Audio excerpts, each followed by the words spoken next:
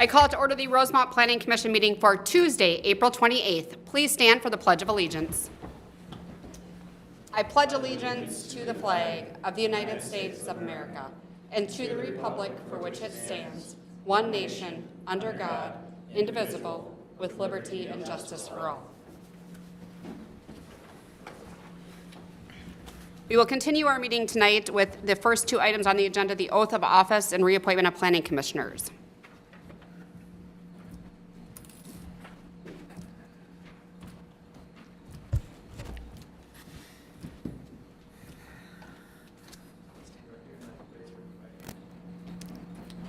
I state.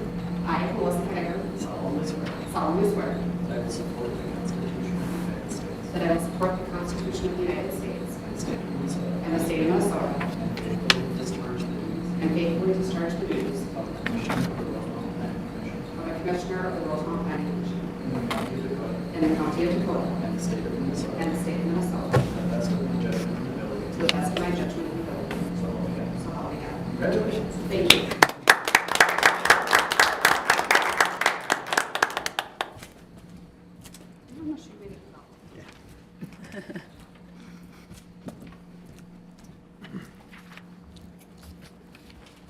Next on our agenda this evening is nomination and election of chairperson and vice chairperson for the Planning Commission.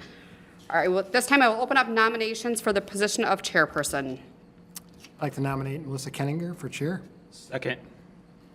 Thank you. The nominations don't require a second, but thank you. Any other nominations? Would someone like to make a motion to close nominations? So moved. That does require a I'll second. take a second. Okay. Nominations are closed by Commissioner Ellis and seconded by Commissioner Biedner. All those in, sorry, don't jump ahead. Would someone like to make a motion to elect Melissa Kenninger by unanimous consent as chairperson? Madam Chair. Yeah. So you do need a vote. Oh, sorry. Close the nomination. Thank you, thank You're you. the sole nominee, but you do need a vote. Thank you. All in favor of closing nominations, say aye. Aye. Aye. Opposed? Motion carries. Now, would someone like to move forward with a motion? Yes, I'd like to nominate Melissa Kenninger by unanimous consent as chairperson. Second. It's been moved by Commissioner Reed, seconded by Commissioner Biedner. All those in favor, or I'm sorry, not Biedner, Bugай. All those in favor, please say aye. Aye. Opposed? Motion carries. I am honored to serve as your chairperson for another year. We will now move on to vice chair. Are there nominations from the floor for the position of vice chair? Commissioner Reed. Okay, Commissioner Reed has been nominated. Are there any other nominations? Okay, would someone like to make a motion to close nominations? So moved. Is there a second? Yes. Second. Commissioner Ellis has made a motion to close nominations.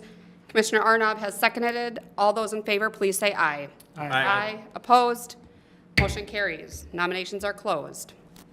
I will make a motion to elect Commissioner Reed by unanimous consent as vice chair. Second. It has been moved by Commissioner Kenninger, seconded by Commissioner Biedner. All in favor, please say aye. Aye. Opposed? Motion carries. And thank you. I too am honored to serve, and it's easy when I've got a great chair. Oh, thank you. Okay, that concludes call to order, pledge of allegiance, and our oath of office and nomination of chairs. Are there any additions to tonight's agenda? No additions, Madam Chair, but I believe you wanted to flip Yes. public hearings under item 6. Yes, thank you. So I asked staff if we can flip the public hearing order tonight, so we are going to take the request for the amendment to the zoning map first, and then the Scannell property item will go second on tonight's agenda. So we will do that. Is there any input from the audience on items that are not on tonight's agenda? Okay, seeing none, we'll move forward to our consent agenda. Our consent agenda this evening is the minutes from our March 16th regular meeting. Are there any comments or questions on the consent agenda? Seeing none, I'll make a motion to approve the consent agenda. Second. It's been moved by Commissioner Kenninger, seconded by Commissioner Ellis. All those in favor, please say aye. Aye. Aye. Opposed? Motion carries. We have no old business, so we will move on to our public hearing section. Our first public hearing is a request by Zamira Selyukov, I apologize if I did not say that correctly, for an amendment to the Rosemont zoning map to rezone the properties on 132nd Court from R1 low-density residential to R2 low to medium-density residential. Julia, I'll turn it over to you. All right. So a little bit of a summary in front of the commission today. So the applicant is requesting that the I'm gonna Llano flip Kent. ahead. We've got Scannell Properties up here. Sorry about Is there a that. way to, did I screw There we you go. up? There we go. Perfect. Perfect. All right. Thank you. Request in front of the planning commission today. So the applicant is requesting the Llano Kent subdivision be rezoned from R1, low-density traditional residential, to R2, low to medium-density residential. So a little bit of an overview of this. So the applicant did purchase the property at 2645 132nd Court in 2025. So the property was marked as a legal duplex with 2 rental licenses, but the applicant did find out while going through the building permit process to make improvements to the property that it was actually a non-legal conforming duplex, in that there was actually no rental licenses for either of the unit on the property. So staff did advise the applicant the path forward would be to rezone the property to R2, which allows for duplexes and townhomes, as the R1 zoning district does not allow for duplexes or twin homes, excuse me. So the applicant did receive a petition from 8 of the properties of the 14 affected parcels, which I'll kind of go over with the map later on in the presentation. But the 8 properties, and that is in addition to the applicant as well.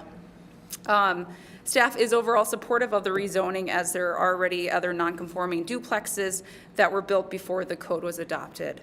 And then also would like to mention that this area was rezoned to R1 in 2006 when that neighborhood did receive city water and sewer. And then, like I had mentioned, there are already existing nonconformity duplexes, which I'll kind of point out in the later slides. And the neighborhood does meet density and lot requirements for the R2 zoning district. So here's kind of an overview of the Llano Kent subdivision. So this subdivision was approved and platted in March of 1962. It was originally developed as a rural residential neighborhood, with each property having its own private well and septic. With the anticipation of road reconstruction within this area, the city did decide to move forward with giving city water and sewer access to this area. And in having to facilitate that, the city did have to amend its comprehensive plan to put this subdivision into the Metropolitan Urban Services Area, the MUSA. And so with that, they did have to rezone this area from rural residential to R1 low-density residential. So like I had mentioned, there are 14 properties within this subdivision area. Here's kind of a closer view of this area. So you can see the star with the hashed is the applicant's property that has a duplex, non-conforming duplex currently on it, and then the other 2 starred properties also have non-conforming duplexes within that area as well. So here's kind of an overview of the current zoning and the proposed zoning. So you can see on the left-hand side, currently it is zoned that R1 low-density traditional residential, and proposing for those 14 properties is to rezone that to R2, which is low to medium-density residential. Did want to mention that the R2 zoning district is allowed within the low-density residential comprehensive plan land use designation, which this area is planned for. So R1 is the main zoning under the LDR land use designation, but R2 is a secondary allowed use and does fall under that category of secondary zoning. A little overview of the lot dimensional standards. So with the LDR, low density residential comp plan designation, that does allow for density from 1 to 6 units per acre. Currently within the Llano Kent subdivision area, there are 2.18 units per acre. If each property were to have a duplex on there, or to add a duplex to each property, it would increase that density to 3.8 units per acre, so it would still fall under that 1 to 6 units per acre. Each property within this area does also meet the lot area requirements of the R2 zoning district, which is 12,500 square feet, and the smallest lot has 13,545 square feet. So you can see that the lot area is met. And then there are a few lots that do not meet the lot width standard of 100 feet. But overall, staff finds the dimensional nonconformities are preferred over nonconforming uses. The zoning code does allow for dimensional variances, but does not allow for use variances. So we see the lot dimensional being more supportive than like needing a variance for a use. But overall, the proposed rezoning is consistent with the comprehensive plan, which does allow for R2 as a limited secondary zoning district within that land use designation of LDR. The rezoning would eliminate the nonconforming status of the existing duplexes throughout the area. And so therefore, staff is recommending that the city or the planning commission approve an amendment to the Rosemount zoning map to rezone the properties in the Lano-Ken subdivision from R1 low-density residential to R2 low to medium-density residential. I can answer any questions that the commission may have. I do know the applicant is in the audience as well. Thanks, Julia. I had just one question on the dimensional standards. Yeah. You said that can be addressed through a variance. Do we need to do a variance for the lots that don't have that? Not currently, no. Okay, just if they were to come forward with wanting to do something. Correct. Okay. And then, one concern I know I kind of shared with you was that they could do, like, that would a homeowner then all of a sudden put multiple homes on a lot or split a lot or do anything? But it seems like with the lot area and the lot width, that there wouldn't really be the ability to do a lot other than maybe a duplex type situation or something. Yeah, correct. So for the R2 zoning district, so single-family dwellings, manufactured home, twin homes, 2 to 4 units, and then attached townhome or row home are permitted with standards. So apartments are not allowed, apartment mixed use is not allowed. So I mean, overall, these properties would still have to meet the, lot area, lot width, all those setback requirements, everything that's outlined within the zoning code, those properties would still need to meet that. Okay. Correct. Yeah. Okay, thank you. Other questions? The other homeowners who are renting, do they have rental licenses, or what does the city know about those properties? Yes, to my knowledge, so our city's building department does deal with rental licenses. To my knowledge, our building official and also our building department has been working with properties within this area that do require rental licenses. Again, that kind of is how this came up, because the property or the applicant bought this property and was wanting to make changes to the property, and then that's when it was found that there was no rental licenses on there and that it was actually non-conforming use. So this property did not have a rental license, but the other two, the city has given them rental licenses? to my knowledge, yes. That would be our understanding. Yes. We don't have a side-by-side for that tonight, but Okay, so we've already allowed this, we've already allowed a rental within an R1. Is it rented as a duplex as well, do we know?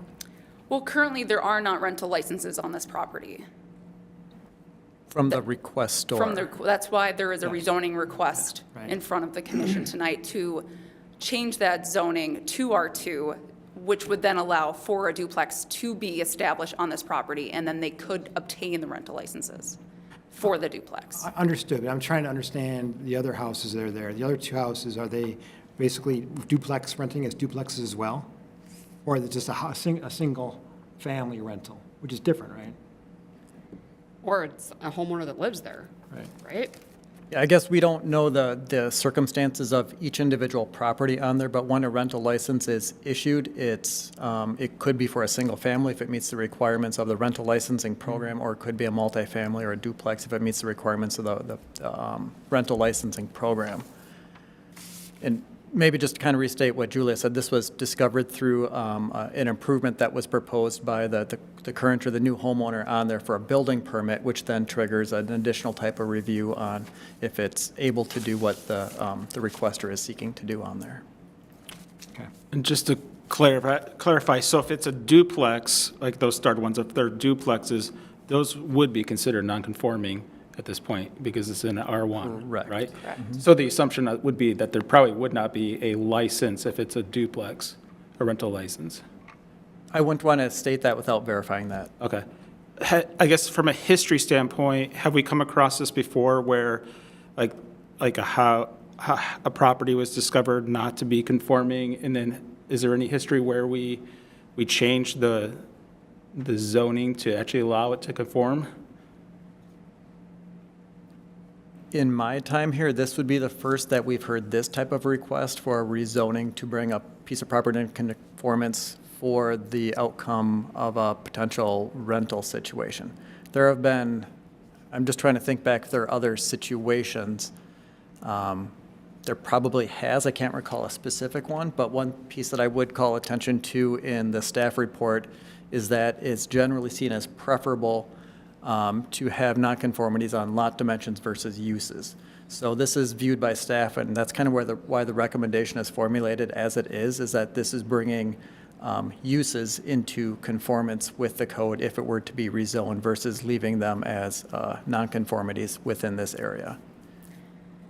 I think my one concern is that, like, if we set a precedent where if there's other properties in Rosemount that are operating without a proper license, and then it's kind of like, well, then, you know, once we're found out, we can just kind of like change it, and then it's all good, as opposed to actually like enforcing the code as written.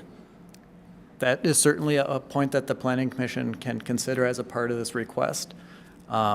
I don't want to take this from Julia, but you know, one of the reasons that you don't see the rezoning request for the single parcel is that staff would not support a rezoning of a single parcel within this subdivision. Right. That's why the recommendation or their suggestion is to rezone the entire subdivision. And you guys don't do like exceptions as opposed to like a full rezoning? Correct. It would be the rezoning would be the action. Okay. That actually answered my question for why we're doing the whole subdivision rather than on a lot-by-lot basis, but that makes sense. Yeah, mine too. Would it have been conforming use when it was rural residential? No, it would not have Okay. been, as duplexes and twin homes are not allowed within the rural residential. But staff did do some research, and as this was switched over in '06, we weren't quite sure why they decided to go the R1 route when there were established duplexes already within this subdivision. So that's why this in front of you is somewhat unique because of that change. With that rezone to R1, as it brought a few of those properties that do have existing duplexes into So nonconformance. just to clarify a point, so there were established duplexes before the change to R1? To my knowledge, correct. Okay. Okay. Yeah. I see some audience members nodding their heads Yeah. at this. And then had you heard any feedback from this change? Staff did receive a few calls and a few counter questions just regarding the rezone in general, and just asking questions of what was exactly being proposed as those public notices went out to neighboring residents. So they were just, from what staff had received, it was more just clarification on what exactly was being proposed with this request. So if this were being rezoned from rural residential today, would it go to R2? If it were, you know, with the current state that it is, would that be the appropriate zoning? It almost seems like it was miszoned because there were, Staff believes that, yes. Okay. As, what I'm again, tracking. kind of Yeah. with the R1 zoning district, it only allows for single-family detached, not duplexes or twin homes, and there's Okay. established duplexes within this subdivision, so an R1 rezoning would not comply with what's already existing. maybe it was kind of incorrectly zoned the first time around, or rezoned when it was And the rezoned? city's zoning code has changed since 2006 as Okay. well, so. And given the age of the homes, right, like, back then, obviously, they built these when it was rural residential, but back in 1962, Yeah. you know, it's a long time ago, and who knows what the code was then. So, Madam Chair, Commissioner Bugай, maybe to put a finer point on it, staff views this as an improvement to the neighborhood from an overall city zoning district. And regardless of the intention 20 years ago, this is still viewed as kind of fixing that or making it more applicable to what the modern code and the way the city is developed. Yep.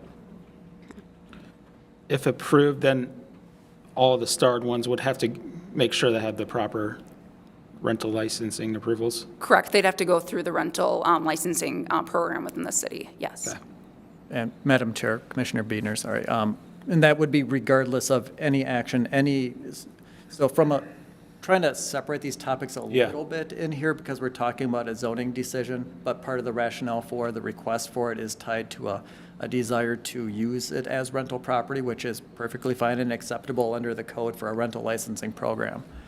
Oftentimes, the only way that these things become discovered or the conversations come up is through an enforcement action, often unrelated to what's happening there. So this isn't necessarily being tied, and we're not trying to pick on any of the individual lots Sure. in here. So I think the answer probably more directly is any property that is being used for rental, if it's found that they don't have a valid rental license, would be required to Yep. get a rental license. And I'm just repeating myself. So it's like currently we cannot enforce them to go for the licenses because they are in a R1 zone. Once they are in an R2, they will be able to apply for those rental licenses. Yes, in that it would make the property as it's currently established legal from a conforming standpoint. So if somebody's coming in for a rental license and the property, it doesn't meet the standards for a rental license, then it would be denied. Right. So in its current form, that's where that kind of ran into itself there. That makes sense. Because it doesn't meet, because it's non-conforming for the zoning, then it can't have a rental license. So they can't do improvements and they can't have a rental license. Right, and then you can start to dive a little bit deeper into it. And I don't have our rental code memorized right now, but if you start talking about things like egress or exits or other things in a home, and if they're trying to bring that into compliance and find that they can't because of the zoning for the property, that's sometimes where you kind of hit a stop in work Okay. for that type of a thing. Thank you. Any other questions for staff? Okay, thank you. This item is a public hearing item, so at this time, we will open up the public hearing. Anyone in the audience who would like to speak may do so at this time, coming to the podium, stating your name and address for the record.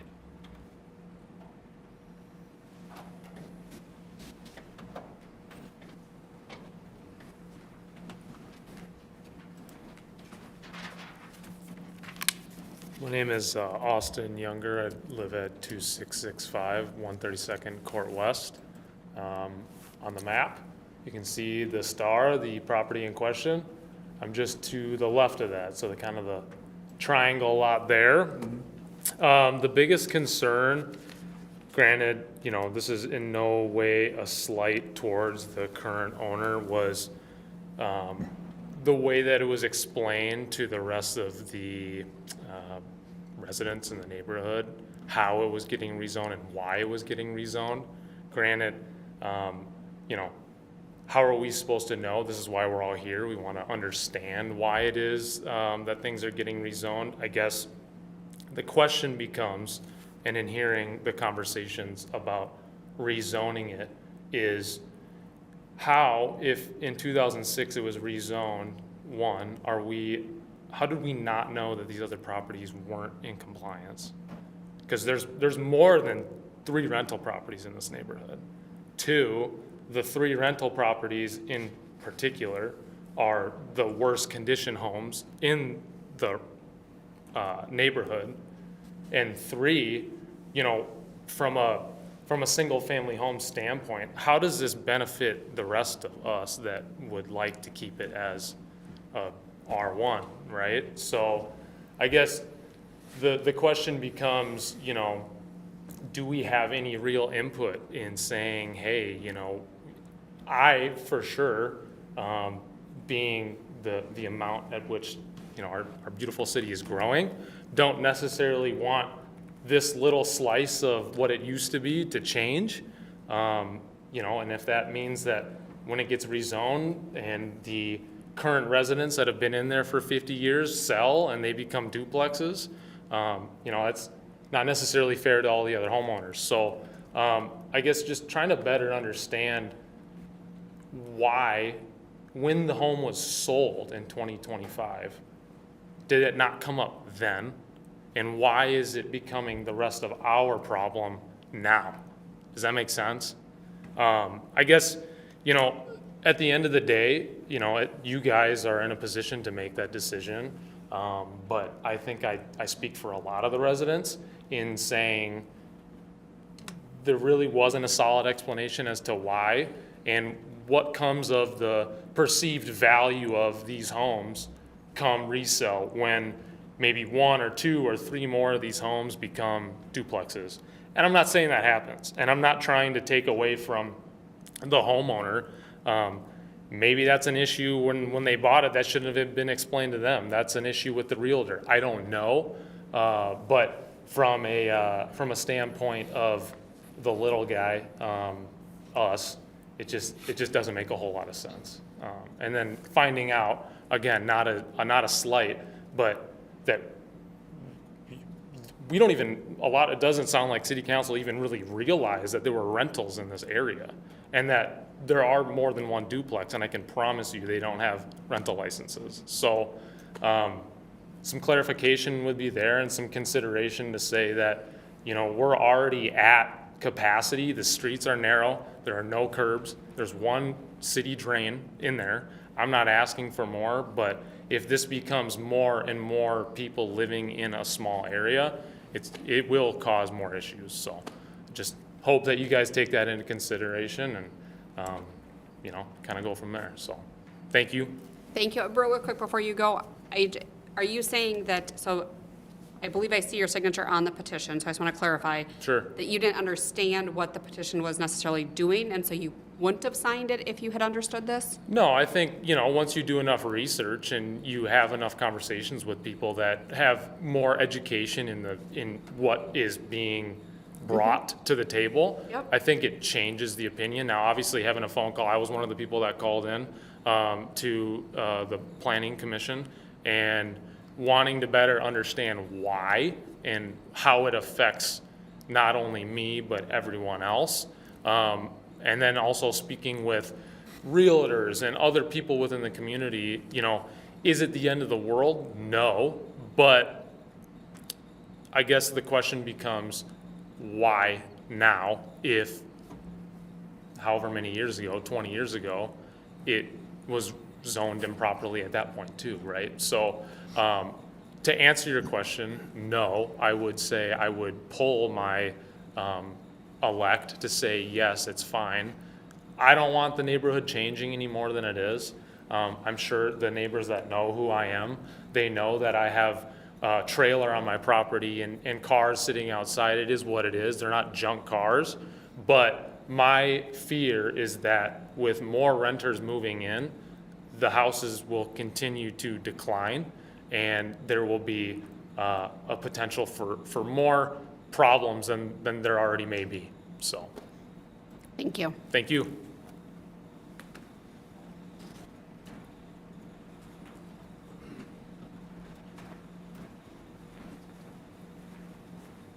Hi, I'm Dan Kehoe. I live at 13100 South Robert Trail.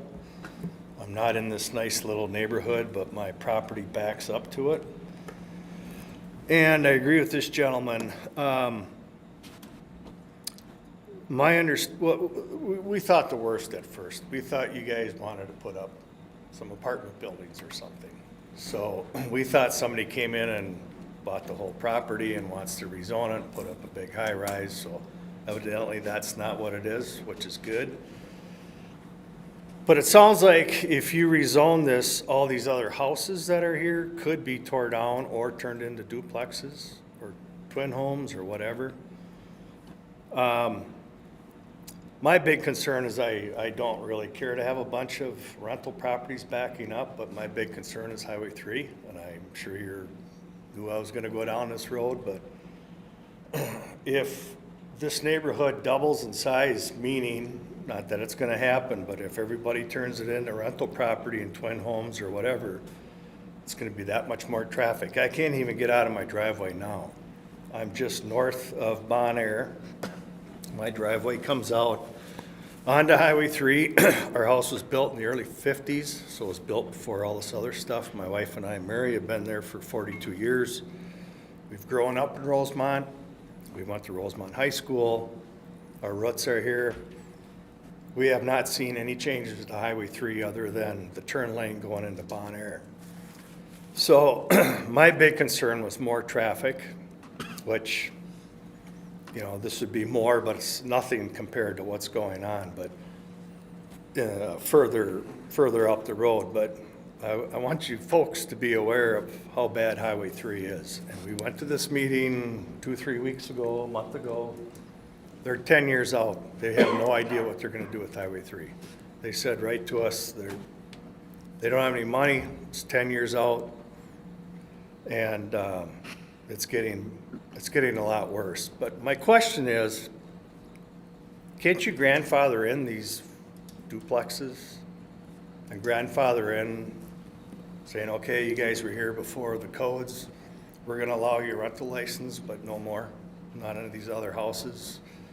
Is that something that maybe you could consider, that grandfather these folks in and leave the rest just whatever, the residential one or whatever? So that's our opinion. We don't really want to see, we understand what's going on. There's a few things that slipped under the radar or was built before there was a lot of codes or zoning, and you're just trying to bring it up to date, which I can understand. But maybe consider grandfathering these folks in and letting the rest, not putting a blanket zoning on everything, so all these places could be turned into multifamily housing. So thank you for your time. Thank you. Have a nice night. Thank you.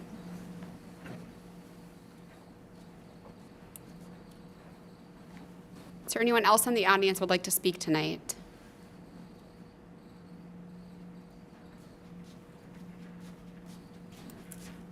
Hi, everyone. I'm the owner. I'm Zamira Selyukov. I'm the owner.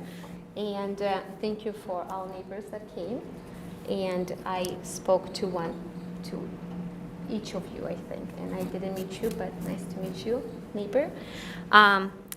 Maybe to answer a couple questions. This is not my expertise level, right? This is my first time being here or in this kind of meetings. But to answer my neighbor's question, how it was missed or no, it actually wasn't missed.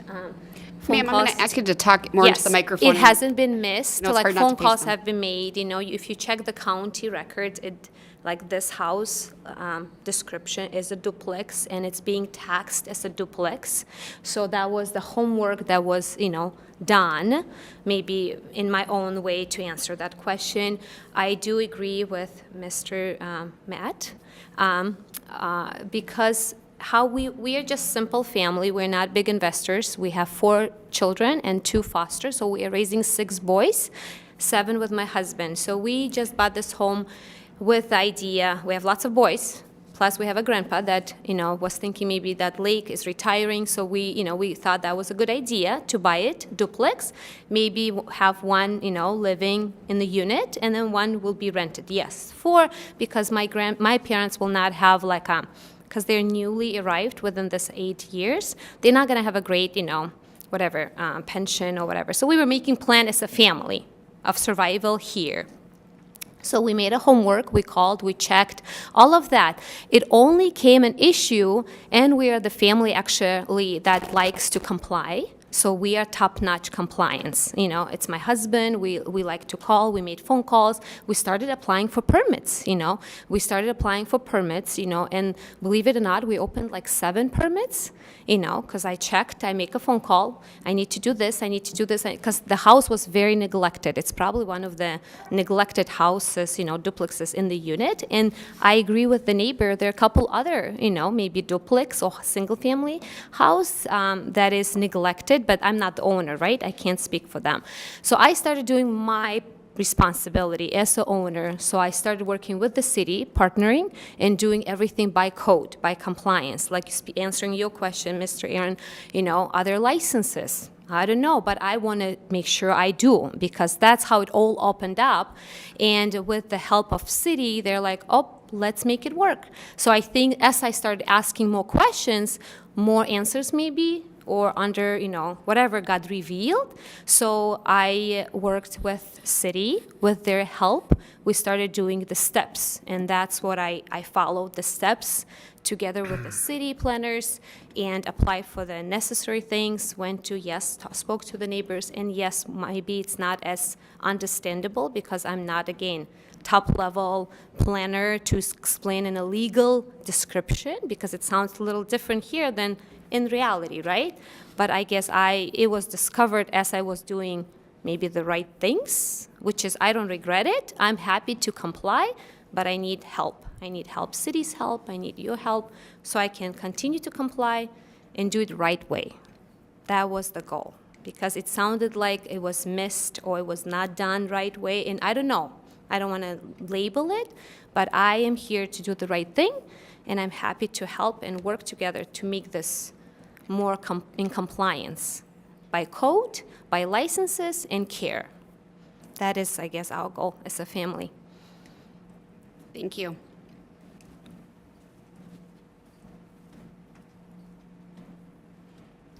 Is there anyone else in the audience who would like to speak tonight? Good evening. I'm Justin Thompson, 2655 132nd Court West. Rosemont, class 91.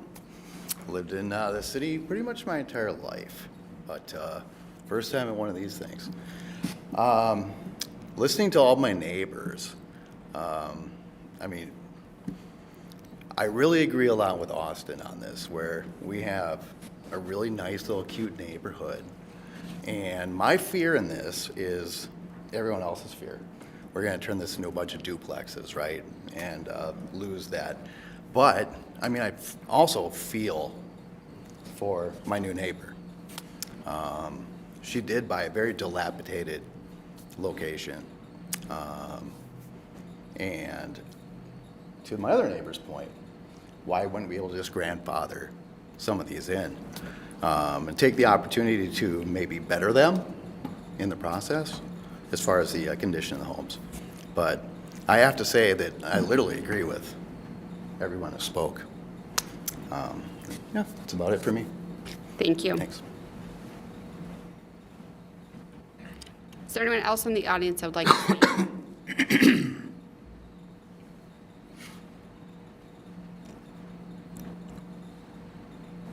Seeing none, I'll make a motion to close the public hearing. Second. It's been moved by Commissioner Kenninger, seconded by Commissioner Reed to close the public hearing. All those in favor, please say aye. Aye. Aye. Opposed? Motion carries. So Julie, I think one of the themes we heard, which I know the staff would not recommend doing a single property, but is there any option to grandfather so that all the properties in that neighborhood can't become duplexes? Or twin homes or fourplexes? No, so with use, that's kind of why we had mentioned that uses, you can't allow for a variance for a use. So for instance, like this is an R1 zoned area. A duplex is not allowed within an R1 zoned area. They're only permitted within R2 and I believe R3. So that type of use, you can't grandfather in. There are legal non-conforming uses that are allowed to remain, but it's more so if it's an allowed use, you can add up to like 50% of the total value onto a home. That's the type of legal non-conforming use you can do. It's the use that's the issue, since that's not a permitted use within the R1 zoning district. One clarifying question too. Did you say that before it was changed to R1, when it was rural residential, duplex rentals are allowed in rural residential or no? Duplexes are not allowed within rural residential, but rentals, single-family homes can be rentals. Okay, right. You know, there's rentals all over the city. So it's not just a duplex that needs a rental license. Any single-family home, so any single-family home that's located within the subdivision Could be rented, would require as it is today. Correct. So, but Question is whether if it's there were, multifamily or not. Correct. so if there were multifamily or duplexes before, when it was rural residential, it was out of compliance at that time too. With the code how it is now. As, you know, this subdivision was created in 1962. Could have been, obviously was allowed back then, but how our code is today, it would not be allowed within the rural residential zoning district. So currently, there's no history of, like, anything that's R1, there's no grandfathered properties today? Not for a use, to my knowledge. So, Madam Chair, Commissioners, maybe try to dig into a little bit of the nuance of the term, which is often kind of misconstrued. So part of what's being conflated as a part of this discussion, which is driving the application, is the desire for a rental permit. And so regardless of historical context or previously, the rental program exists and has a certain set of requirements for what needs to be in place for a property to be eligible for a rental license. So not to repeat myself, but it typically includes things like, egress or smoke detectors or square footage or bedrooms, that type of stuff. And so any of the properties in here without this rezoning action could potentially be eligible for a rental license, and that's what Julie was saying there. It's when you would have a homeowner or the specific property in this case that is seeking building permits legally, which is the right intent, and the applicant has expressed they're looking to do it the correct way, which is always appreciated.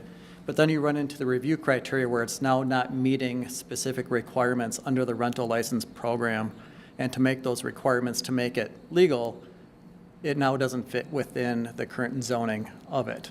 So you're having two things somewhat unrelated that are running into each other. And so when we're talking about solutions for the specific applicant as a part of it, the only realistic solution to get to what the applicant is seeking, which, that's kind of up to this commission to determine if that's enough of a justification to rezone the entire neighborhood, is being sought through a rezoning of that neighborhood. So barring an approval or a recommendation for approval of the rezoning, certain activities can still happen in there. The applicant can use their home for what they can legally use it for in its current condition, but it wouldn't be eligible, likely in this case, for a rental license, which is what is driving a lot of this discussion and the application. Well, it could be rented just from a rental license, but not as a multifamily, just a single family, correct? I don't know what the house looks like or the exact criteria of it, but oftentimes what you would find is if you have multiple units within a thing, each unit has to meet the specific requirements of a rental licensing or of a habitable structure. Right, but they can convert it to just one single-family unit. Theoretically, without knowing the specifics of the property. So if we took the rental license off the table for a minute, and just the applicant was coming in to, like they said, they applied for building permits, can they get building permits to make improvements to the property, or not even get building permits? I'm going to have to caveat that, depending on what type of improvements they're seeking to make to the property. Because even if it's non-conforming, you can always pull building permits for what you're looking to do, but it has to be done to meet building codes. So the specifics are very important as a part of that. So I don't want to say, yep, you can do any type of building permit, just like we have people all the time. So maybe I'll kind of just. So if we have in maybe some of the newer subdivisions, because we've done several smaller lot subdivisions in recent history in some of our newer neighborhoods. Oftentimes those are butting up against lot coverage requirements. So there are occasions where we have then the new homeowner, the resident, come in and they'd like to add a large patio or a deck on there. And then they're disappointed when they find out that they can only add a small patio because the way that the lot was designed is already pretty close to the maximum for that piece of property. So it's not quite an analogous comparison, but it's kind of that same idea of if people, here's what we have, here's what we want to do, you can do it, and that's the correct way to do it, but often it's constrained by the lot that they have. Even if they come for improvement as is, they will be evaluated based on the R1 requirements because the zone is R1 today. Yes, I just don't want to conflate zoning with a building permit because those two are different pieces. So the way I'm thinking about this, if this were simply a case of a homeowner coming and asking to have it rezoned so they could have a duplex, I think it'd be a simple no, right? Especially likely a no. Staff would not recommend an individual parcel within the subdivision to be rezoned. I think, and I can't speak for other commissioners, but I think I would probably say no. We're not going to allow the whole neighborhood to be changed because there's one applicant here, especially when some of the residents don't want that, right? The special circumstance here, though, seems to be whether or not there are already duplexes that are being rented, and there's some reason to, not called grandfather, but some reason to use that as a basis to factor into our decision and perhaps make the rest of it R2, because perhaps we missed that when we've changed it from rural residential. It should have been R2, and I'm trying to understand whether that's the case or not. Madam Chair, Commissioner Reed, maybe just for kind of clarity of the conversation, I would almost recommend taking the rental conversation out of the discussion for the purposes of the considerations, because they're really not tied together. It's more about what a property owner is seeking to do with their property, not what they're entitled through zoning on there. So for a minute, let's take the rental piece off of the conversation. If you have a handful of duplexes in a single-family zoned area, which is what we currently have, the conversation, I don't know if that switches or changes for you a little bit, but then the conversation is you're having now a request by a single homeowner to rezone their piece of property to make their duplex legal within the zoning for what currently exists. So to your point, there are a couple duplexes in here, and that's where you kind of get back to that complexity from 20 years ago to why did it not get upzoned to R2 at that point? I don't know. It doesn't benefit us to speculate a whole lot on that because we just don't know. Can you confirm, like, I think the applicant mentioned that it was legally, like, listed as a duplex, like, in the legal documents, and it was taxed as a duplex, like, but then, and then I know, like, the realtor was listing it as a duplex, so, like, where was the mismatch or variance in there between that and what we found out? That gets tricky because I wouldn't want to speculate on a real estate transaction in terms of what was either discovered or caught at by the title company or a closing or something like that, but obviously something that was not synchronous in terms of what was expected versus what was purchased. Do you know if it's true, though, that it's being listed, like, it's taxed as a duplex, or legally, like, in the system it shows as a duplex? So that would be through Dakota County, and they maintain all the property records, so I wouldn't want to speak to either the validity of that. And it's also possible, because if the houses were built before 1962 as a duplex, counties may be taxing them as a duplex, but the rules changed in 62, should have been caught in 2006 or something, but it didn't, for whatever reasons, right? So that's fine, but now the new R1 and R2, the house is actually in the middle. But they were built before these rules were implemented. So that's why the question is like, do we open it up for everyone to be R2? Or can we grandfather? It seems like grandfathering is it non-option is what I'm hearing?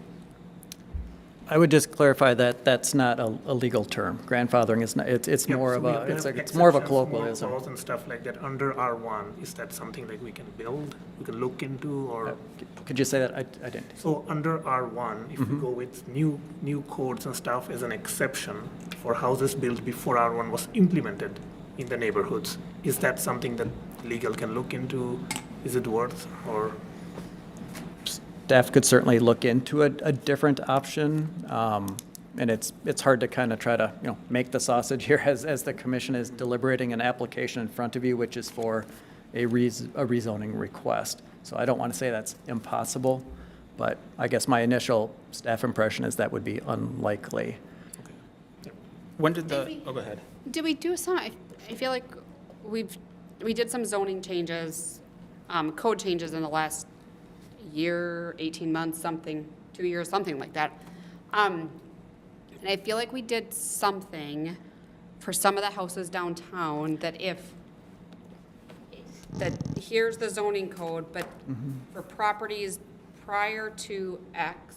It was a setback situation, so Julie, do you remember the exact? Within the R1A, our previous, before we consolidated some of the residential zoning district, the older part of the city off of 145th was zoned R1A, and there was a stipulation in the previous code that if the home was platted prior to 1975, they could have a setback of 5 feet from the side property lines because quite a bit of those properties do not have drainage and utility easement areas, and also they are smaller lots in general. I do believe we continue that into the new zoning code with the R1 and have an asterisk stating still that 1975, if they were platted prior to that, that they could continue at that 5 feet. And I think the point of distinction on that is that that's a dimensional standard, a deviation based on setbacks or lot width or something like that, and not a use or a density So it gets component back of to the it. point about not being able to do a, It's like the lot width Correct. question here. yeah. Yeah. But couldn't you add a waiver date for use? Not to my knowledge. You can't do use. She said you could do dimensions, but you can't do use. Julie, what would we do about those non-conforming homes that are duplexes then, if we didn't change the zoning? What would they be required to do? In regards to, So if we leave it as R1. Yeah. And we know that there are people who are renting, or not renting, but you have them set up as duplexes, which is not allowed in R1, what would happen to those homeowners? They are currently illegal, non-conforming. yeah. So the tenants would be impacted at that point too. I think the homeowners are impacted because they're living in a home that's not supposed to be there Yeah. to begin with, so. Maybe re-clarify Legal that. non-conforming, so they can still exist, but there's limits to what they can do with their home. For certain types of improvements, or you can't expand it, and there's probably dozens of legal nonconformities across the city, which is very common in all cities. That's just an outcome of changes in code or other things over decades. Well, if they're just speculating here, so if they're kind of not in the best shape already, and because they're non-conforming, would that prohibit them from making improvements then?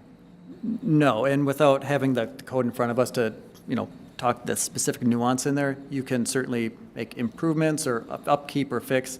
It typically refers to, and Julie, maybe you have the other words with it, but you can't expand it. You can't intensify a non-conforming use. So you wouldn't be able to add on a garage or something like that if there isn't currently a garage on a legal non-conforming use.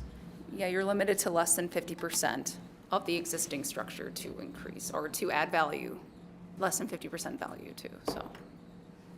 And that includes hazardous also, like if for some reason they need to make the improvements because the condition of the house isn't good, still they will not be able to.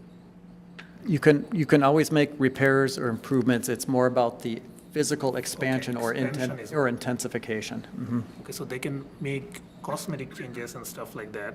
Yeah, you could always reside it, you could re-roof it, you could do a basement remodel. You can do those types of things, and the code has the specific language, so I don't want to maybe speak out of what's in the code that we're not really having in front of us right now, but.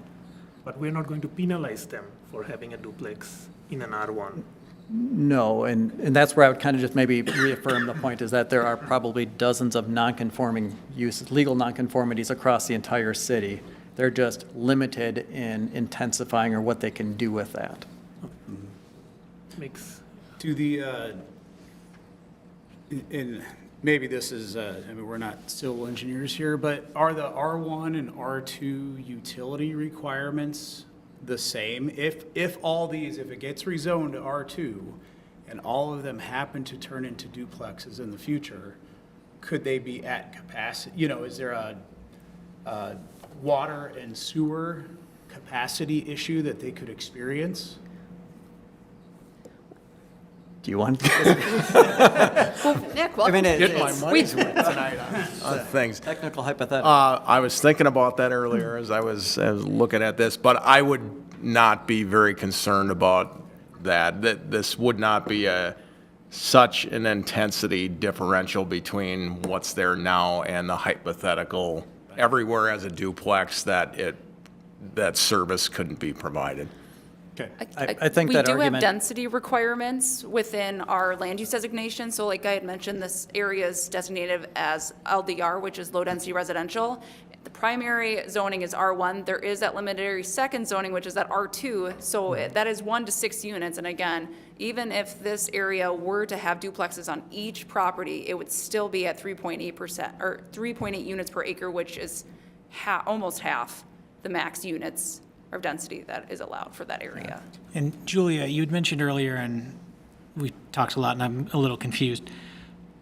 We can do duplexes here. Did you say we could also do like 4-unit Yeah. situations, just so that we'll make sure that when we talk about 2.8 units or 3.8 units, that we're thinking about all the information. Yes, so technically, for the R2 zoning district, permitted with standards use are single-unit dwellings, so single-family detached homes, manufactured homes, twin homes, 2 to 4 unit, and then attached townhome or row homes, and then courtyard cottage. But again, there are standards with setbacks with all of those that you have to look into before anything can be approved. So there are still requirements that are outlined within the zoning code for that. Again, that would be the zoning versus like we were talking about before, that, they have the, like you say, the setbacks or whatever, so they couldn't, to your comment earlier, they couldn't necessarily put up a fourplex on every one of these lots because of all the other requirements that they'd have to meet. Correct. Typically be constrained by the site itself. Yep, okay. Thank you. When you talk about a fourplex, you could take, I just think, I don't know the specifics of the homes out there other than what I saw when I drove by, but they could, like, you could take an existing home and turn it into 4 units,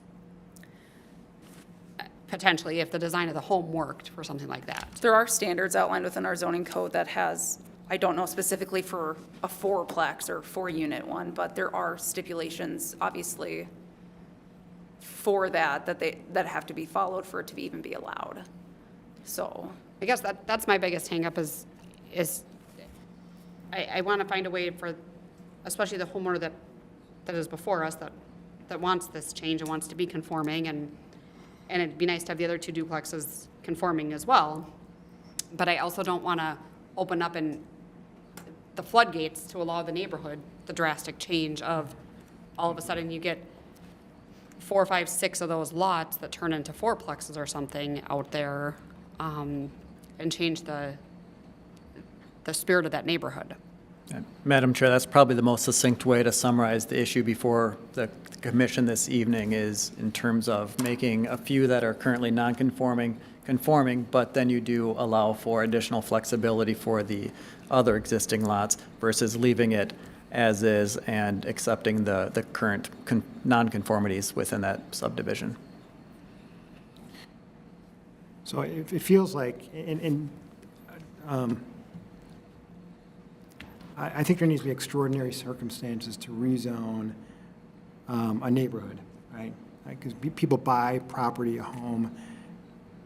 Not everybody looks at the zoning, but they buy the property with some assumptions, right, about what to expect, right? And so by changing it, in some ways, it's kind of a bait and switch. In some ways, it feels like at times. So it has to be an extraordinary circumstance, I feel like. So I think when I look at the 2 options here, if we deny this, the non-conforming homes, there's really no penalty. There's nothing that's really going to change there. This new homeowner, there's probably going to be some limits on what they can do, but who knows what they might do down the road in terms of having 2 families there, I don't know. So it feels like there isn't a whole lot of downside to denying this, except for possibly the things that the new homeowner wants to do. If we approve this, there's 14 homes here, and several of these homeowners, are concerned about this, and there is that potential that it could be more duplexes or even a quad, it sounds like, based on the residential. So I'm not really in favor of where I am right now. I'm not in favor of approving this. Yeah, I was just doing the math, roughly like 1456. If I have to go by that, certainly we will have a traffic issue for sure, because that's a very narrow road. Again, I drove by that just once, but as easy it will be a lot of traffic concerns to begin with. That's like if everyone ends up making that. Right. But R2 allows them. I think R1 is not allowing them to make those changes, even if they want to. What was the area north of this? Like, what's the current zoning of it? And then what is the planning, like future zoning on it? I don't have that zoning off of hand. I believe it's rural residential, and that it will remain in that rural residential area, I believe. Okay. I can look here real quick. Yeah.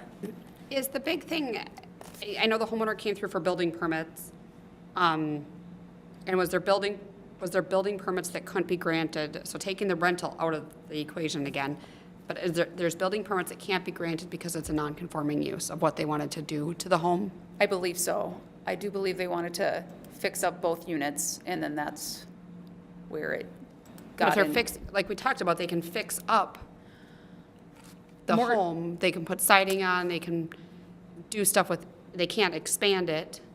I think it's more so that they wanted to utilize both units as a duplex. And I think that's the main concern from the applicant. But can't they use both units? I mean, it's a legal non-conforming. No. That's where you bring back the rental component, it Yeah. not meeting the requirements of the rental. So do we have an option on the rental component to put some sort of leniency in there that gives us flexibility on some of these older homes that are legal non-conforming because of their age, that would allow us a flexibility with the rental program? It comes down to that use again of duplexes not being an allowed use on that zoning, R1 zoning. You can't really get over that, even with the rental license, to my knowledge. You're back into building code issues then. Yeah. I'm just trying Madam, to brainstorm, I'm trying to think. I know. And Madam Chair, if I could maybe answer the previous question about the zoning and the proximity of this. So the subdivision that Julia has highlighted there, and then just to the west over to 3, that's all the LDR, or the R1. And then everything north of there is your rural residential. And no plans to change that, right? The comp guide, the comprehensive plan has the same. That is designated to remain rural residential, to my knowledge, with those larger rural Those larger residential lots. lots to the That would make north. sense, yeah. Right. And then southeast is that new Dunmore area. Although as you go north, that is part of that transitional residential district where you have a number of smaller lots on well and septic out there that with potential future urbanization could be or would be zoned, similar to what happened here 20 years ago. So what would it take to actually change the code to allow for waivers of use on a R1? We could consult our attorney on that. It's a different type of an avenue and a bit of a slippery slope on that, which would be separate from a variance type of application, but staff could always confer with our attorney and see if there's a different pathway.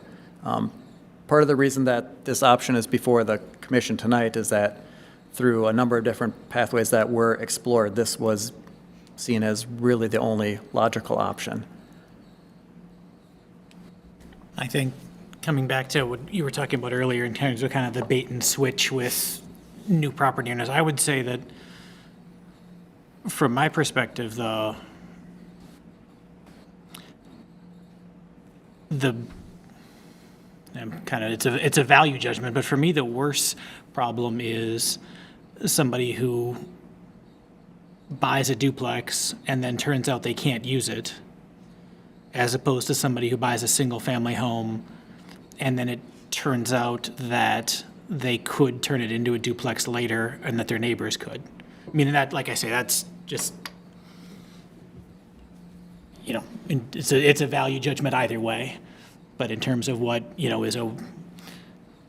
what's a more problematic bait and switch, for me, it would be the person who acquires the home and then acquires the property and turns out they were misled, rather than having their uses and the uses of their neighbors altered. I agree that's a bad situation, but at the same point that that is what, like, we didn't change the code on them to change that. We didn't, like, the neighbors didn't cause that. That is an unfortunate circumstance that has occurred, but, and I get it that, it's being taxed that way. It's, you know, the zoning is what it is, like, no one's called it out as illegal non-conforming, that, you know, without digging, you wouldn't know. Yep.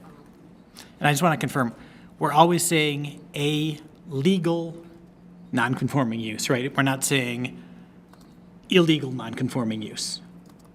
Illegal would be somebody renting it out that isn't without valid licensing or size that meets the requirements of the code to be eligible for that type of a license. Okay, because I just wanted to make sure, like I say, that I was hearing that properly, so. There's a lot of nuance in that. So currently, we're talking about we're talking about our legal non-conforming uses. Not necessarily, yeah, okay.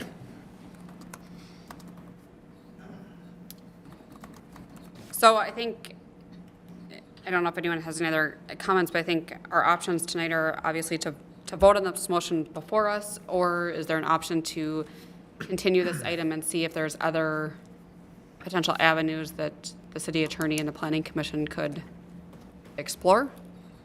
Yeah, I would typically, like a lot of your actions, summarize it a couple ways. You have the current staff recommended motion of recommending to the council to approve. This is a city council final authority type of action.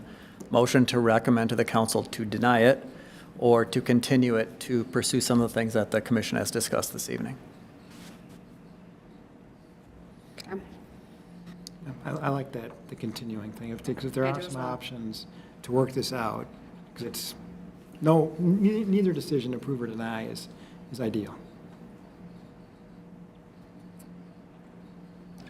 I agree with that. Like, for me, I would prefer to find a way to allow for a waiver of use in an R1 if the certain criteria are met, whether it's, you know, a pre-existing, and if they can truly say that this was taxed as a duplex and it had like a legal description. I mean, to me, those are those kind of things that qualify for that kind of waiver. So, like, that's what I would probably want to pursue.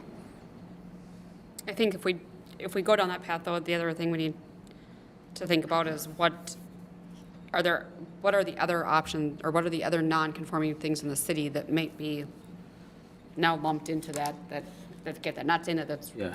wrong or anything, but just to make sure that we, one, understand what any action would do more broadly, and two, think about the precedents that we could be setting. Yeah, could be some unintended consequences. Yeah, so I am in camp of the continuation as well. I will make a motion to continue this item to our May 26th. May? May 20. Is that enough 26th. time? That's our next, yes. Okay, that's our we'll next continue it planning commission to meeting. the May 26th meeting. I will make a motion to continue this item to our May 26th Planning Commission meeting, requesting staff to explore potential other options that might be able to give us the same outcome. Second. It has been moved by Commissioner Kenninger, seconded by Commissioner Bugai. All those in favor, please say aye. Aye. Aye. Opposed? Nay. Motion carries. It was Ellis, right? Correct. Okay. Yep. Commissioner Ellis was a nay on that. Okay, so this item will be continued to our next meeting. It will not go forward to City Council on May 19th. It will come back to the Planning Commission on May 26th. We did close the public hearing tonight, so there will be no more notices of the public hearing. We may or may not reopen the public hearing depending on what staff brings forward. So for all those in audience tonight, you're welcome to come join us again on May 26th. But I do not promise that there will be an opportunity to speak. Is there a question out there? Yeah, I mean, I guess the difficulty that I'm having as a single family. Could we ask you to speak into the mic, please? Yeah.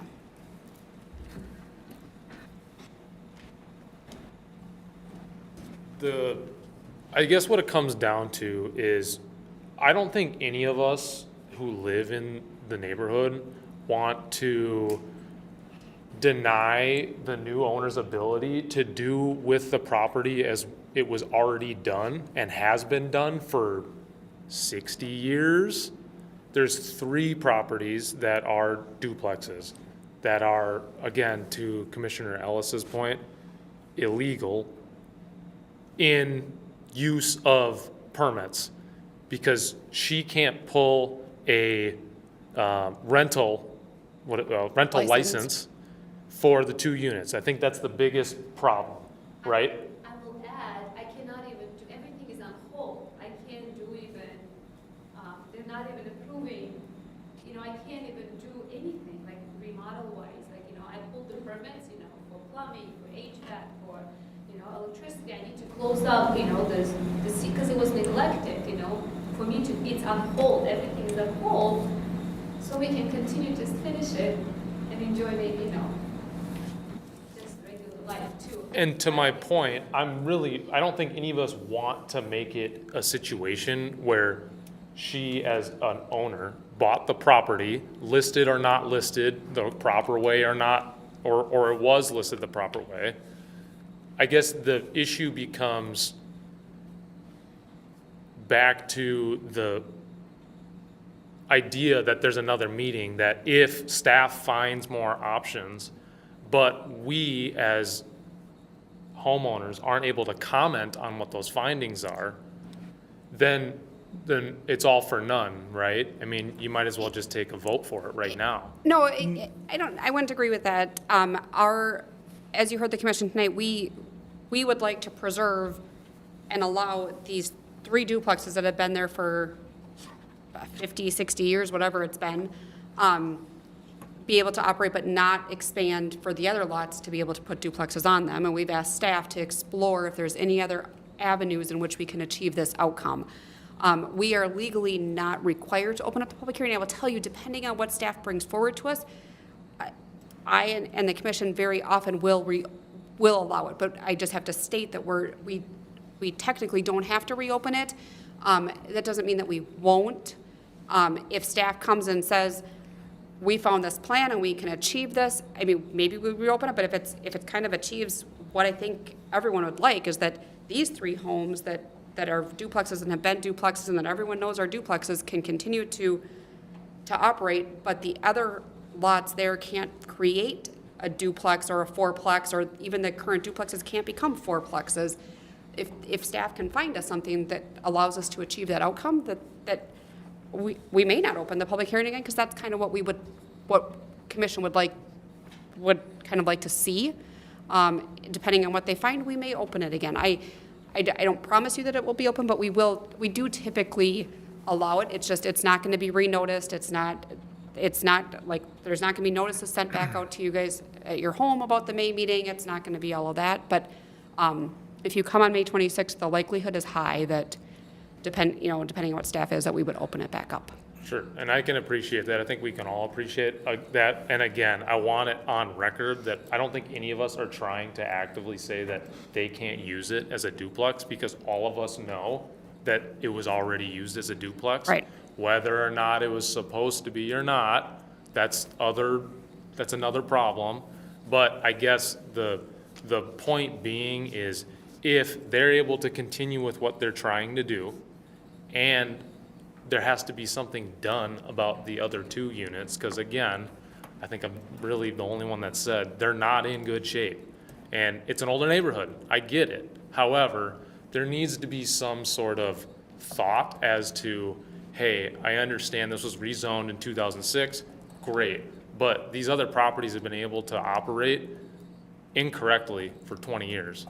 So why now is it a problem for her to pull permits when the city has allowed it to go on for 20 years? And I get it, code has changed, totally get it, but you see where we're having some difficulty. And if they haven't applied for a renter's license, then the city Sure. isn't actively out there monitoring every home either. So I think that is part of it too, is that the city may not be totally aware that some of these exist. Obviously, these properties were changed in the zoning code from rural residential to R1 in 2006, and they've gone on. Now, if they aren't applying for renter licenses, they're not applying for permits, it may not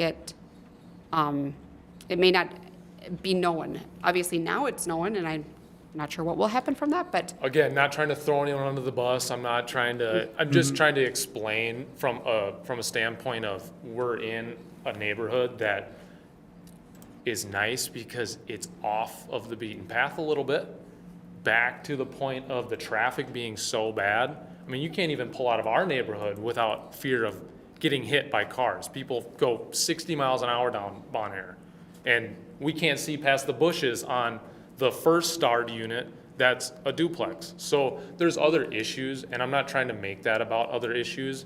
I guess the difficulty is, why would all of us be penalized potentially over 3 houses that the only one who's actually even there? I don't think any of us have ever even met the actual owners of the 2 rental properties. So just take that into consideration is all I'm asking. I think we We're understand seeking the your same point. result. Thank you. I understand your point. Thank you. Yep. Adam, is there anything you would say to No, correct on what I said? Okay. Okay, so that concludes this item this evening, and we will continue it on our May 26th meeting. So moving on to the next item on our agenda this evening, it's a request by Scannell Properties LLC for approval of a site plan review, rezoning, and conditional use permit to construct a 250,000 square foot warehouse and distribution facility with outdoor storage. All right, thank you. So project in front of the Planning Commission today. So you're being asked to consider a request by Scannell Properties for multiple approvals to facilitate construction of a 250,000 square foot warehouse and distribution facility on a 15.5 acre portion of Outlot C within the Ridge Valley First Edition. The applicant is requesting approvals of a zoning map amendment to rezone the site from A2 agricultural to B2 employment, a site plan review for the project, and then also a conditional use permit for the outdoor storage area. The applicant has also submitted a request for approval of a final plat, but plats are reviewed and approved solely by the City Council now with that change to our zoning code, so that request is not in front of the Commission tonight. So a little overview of the site location. So you can see outlined in red the proposed 15.5 acre site. It's directly east of Highway 52 and north of County Road 42. So a little bit of background on this area. So back in 2021, Scannell Properties did enter into an agreement to purchase the land from the Ron family with the intent of redeveloping this area into like a business park. This was to include a large regional distribution center and then also along with smaller buildings designed to accommodate either light manufacturing, warehousing, and similar light industrial and business park uses. In 2021, applications for a site plan review, rezoning, and preliminary and final plat for a 548,000 square foot warehouse and distribution facility was brought forward to the Planning Commission and was approved, and then was also approved by the City Council as well. And that was that FedEx facility that you can see that's north of the proposed project site, and that was constructed and finalized in by late 2024 and early 2025. And then moving on to the rezoning portion of this request, so you can see on the left-hand side, the current land use designation is BP Business Park. So in 2021, with that original development area that came forward from the applicant, the City Council and Planning Commission did approve a land use designation change from RC Regional Commercial to BP Business Park, which you can see on this left-hand side, that 1405 Driver Avenue area is designated for business park. And then also you can see on the right-hand side, the current zoning is at A2 agricultural, and the proposed zoning is the B2 employment district. So kind of the main reason why that area wasn't rezoned with that initial re-guiding of the area was because there was no projects in front of the commission or the council at that time. We typically only do rezonings when a project is coming forward in that aspect. So the applicant is proposing that the east side, the east 15.5 acres of Outlot C that are directly west of Driver Avenue and north of County Road 42 will be changed to that B2 employment district, but that remaining Outlot C, that 15 acres to the west, east of Connolly Avenue, will be agricultural, will remain agricultural until another project comes forward for rezoning. So a little bit of an overview of the site plan. So the site plan does show that principal building being that 250,000 square foot warehouse distribution facility, which will be composed of both warehouse spaces and then also integrated office areas in that southeast corner, which you can kind of see on that, in the site plan. It's a majority of that warehousing area with some offices in that southeast corner. So there is also a fenced outdoor storage area directly west of the proposed building, which you can see is located directly east of that outlot to the west. And then there will be employee and truck parking on the east-hand side, directly west of Driver Avenue, and then also continuing on that employee parking just south of the principal building as well. So the proposed building is shown to be centrally located on the site with having access into the area from both 143rd Street, which you can see is shown that east-west road to the north of the site, and then also off of Driver Avenue to the east. Also like to point out that the site does substantially exceed the minimum setback requirements for the B2 zoning district and also does meet requirements of impervious coverage as well. Kind of going overview over the parking and access on the site. So access to the site is shown from 2 access points from Driver Avenue and then 2 from 143rd Street. The accesses from Driver Avenue will provide entry to the employee parking areas, which you can see is to the east and south of that site, and then also into the truck parking and docking area, which is directly east off of the principal building. The accesses from 143rd Street will provide additional entry into the outdoor storage area from the north side, and then also which will accommodate additional truck parking and docking on the west side of the proposed building. Do also want to mention there is an internal access road that will give access from the outdoor storage area to the employee parking area and also to Driver Avenue as well. I did want to also point out that city staff did express concern with the 2 accesses off of Driver Avenue, as it was preferred that the primary access to the site did come from 143rd Street. The applicant has been working with city engineering staff, though, on trying to revise that site plan to consolidate that access, and I do know that staff and the applicant are working on getting that finalized. Do want to point out the parking. So the code requires 1 stall per 2,000 square feet of gross floor area, which that would require 123 stalls throughout the site. The site plan does show about 102 stalls, which is a shortfall of 21, but the applicant did provide a proof of parking, which is on this site plan, which is in front of you, showing that there are additional spots needed in that area to the west of the existing employee parking, if that was ever required. I do know that with the landscape plan, they are hoping to add additional vegetation in that area, but if need be, they would add parking showing that proof of parking. So a little overview of the landscaping. So the landscape plan does show an extensive plantings along 3 of the 4 sides of the site, as well as within the parking area. So you can see that there is quite a bit of landscaping on the north, east, and south side of the site. There is no planting along that west side, as there will be development to that west. So whatever happens with that, there will be vegetation down the line, I'm guessing, with development on the west. The code does require 1 tree per 3,000 square feet of land area. That would require that there be 226 trees planted throughout the site. The applicant is providing that 226 trees. So kind of like I had mentioned, a lot of those trees are going to be proposed along the northeastern and southern perimeter of the site, with additional trees integrated throughout the parking islands, which you can see on this site plan. There are a number of parking islands with landscaping on them in that southern portion. The code does require 1 linear foot of foundation plantings for every 10 linear feet of principal building perimeter, which would require about 221 linear feet.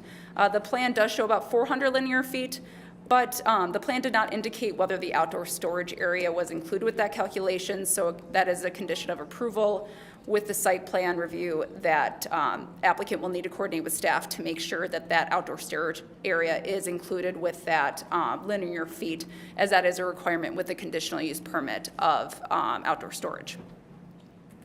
I do want to kind of point out this table that's showing that they are in compliance with all the requirements that are outlined within the landscaping portion of the city zoning code. Overview of the utility plan. So the city's engineer did review the plan submitted and then did provide a memo that was included in the agenda packet. Pretty general comments within that included utility comments and also stormwater management comments. Conformance with all requirements of the city engineer is a recommended condition of approval with that, as most site plan reviews are, do have that condition involved with that. Overview of the photometric plan. So the applicant did include a site lighting plan to ensure compliance with the zoning ordinance. There will be a combination of pole-mounted lights throughout the eastern and southern parking areas. You can kind of see that highlighted on this photometric plan. There will be some also additionally within the outdoor storage area. There will be wall-mounted lights around the perimeter of all sides of the building.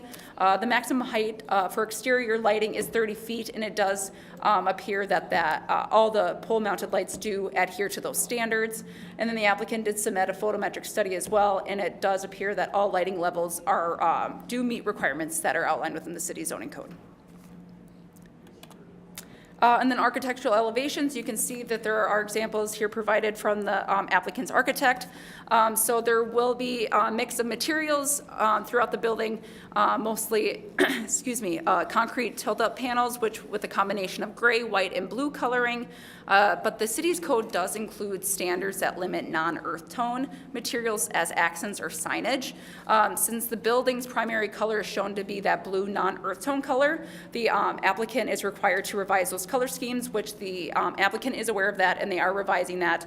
So that blue color will just have to become more of an accent color, and that gray and white will have to become the primary color of the building, as that is required by our architectural standards within the zoning code. Also, the maximum height proposed is 42 feet, which does fall below that 50-foot maximum allowed within the B2 zoning district. Here's a little overview of the floor plan. Like kind of how I mentioned, a majority of this building will be that warehousing area, and then there is in that southeast corner of the building will be that offices and other office-type spaces.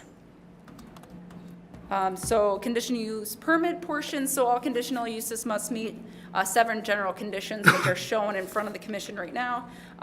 All the findings that staff found were also shown within the staff memo, which staff was able to make findings for all 7 conditions.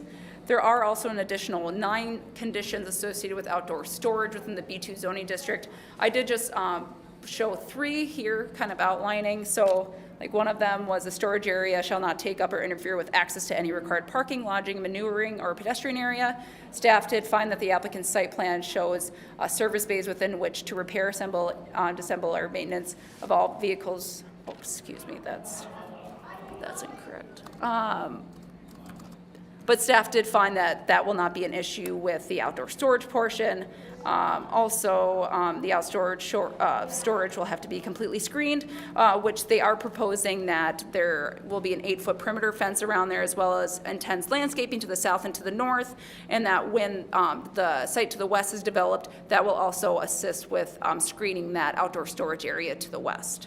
And then another finding is the outdoor display and storage sales area is clearly identified on the site plan, in that it's not located within any side or rear yard, or it may only be located within a side or rear yard and cannot encroach into any required setbacks. The fenced and outdoor storage area is shown to be on the site plan to be located in the rear yard area of the site, west of the principal building, and that the outdoor storage area shows to meet all setback requirements outlined by the city code. There are 2 separate actions in front of the Planning Commission today. So the first section of motions will be either motion to recommend the City Council approve a zoning map amendment to rezone the site from A2 agricultural to B2 employment district. Motion 2 to approve the site plan review for construction of a 250,000 square foot warehouse distribution facility at 14005 Driver Avenue, subject to conditions A through E.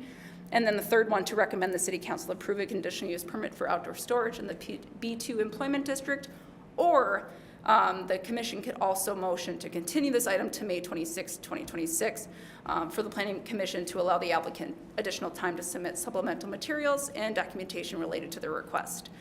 So main reason why staff brought this forward to the Planning Commission, as there are quite a few things out there that are hanging, access concerns, landscaping, and then also architecture.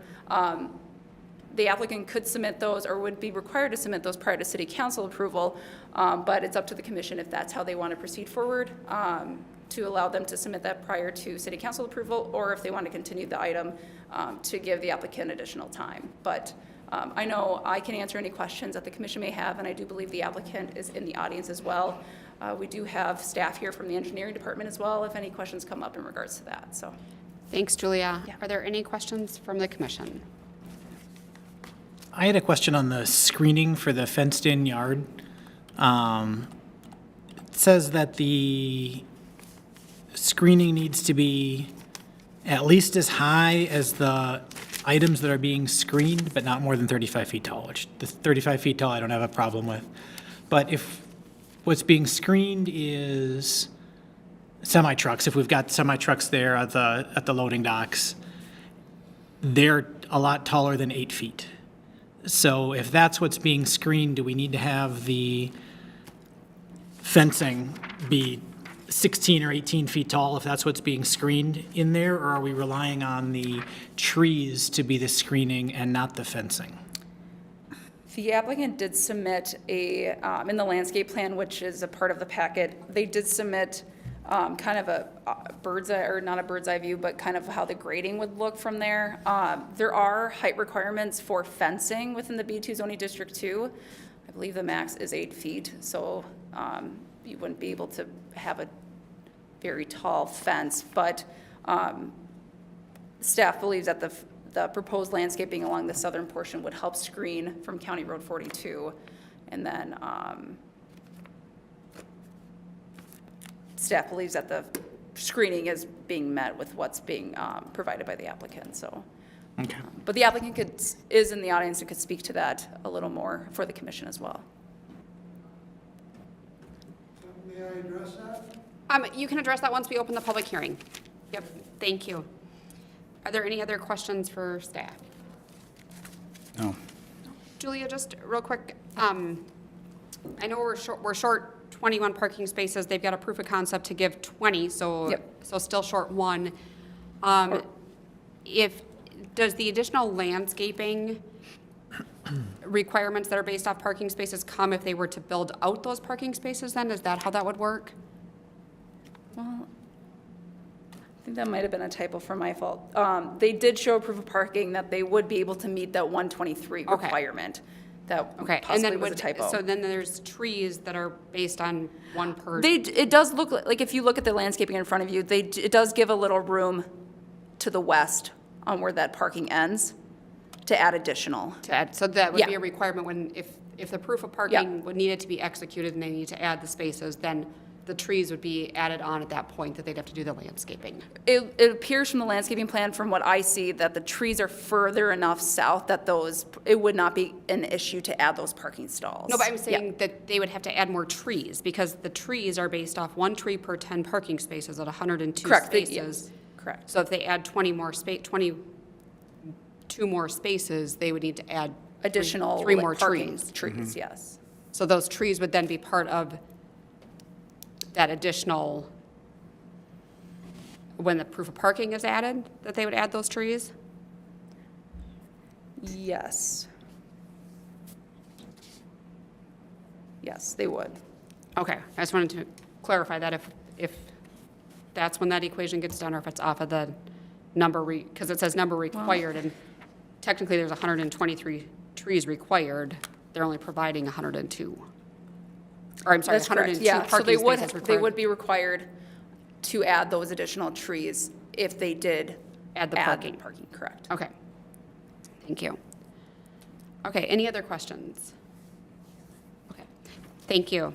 We will open up the public hearing at this time. Anyone in the audience who would like to speak may do so at this time, coming to the podium, stating your name and address for the record.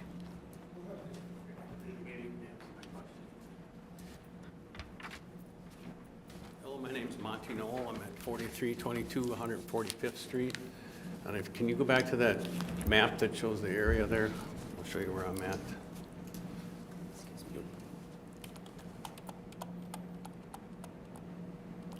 So my property is the one that's a little bit longer there on the, see that square? Are you south of 42 from this property? Yes, I'm just Okay. south of there, and my property is 10 acres in the strip right there. Okay, First question is this a 24-hour operation? The other question is, you know that this road will eventually be 4 lanes, okay? Dakota County is going to build it 4 lanes eventually. So is the setback on this road here, where as it sits, when they come with a wider road, what will they have to do? They'll have to push towards my property and take more of my property away. So is it designed with a 4-lane highway down the future? You know, is the setback going to be, when you line up the road, okay, is that setback of that building going to be away from a 4-lane highway that's going to eventually go through there?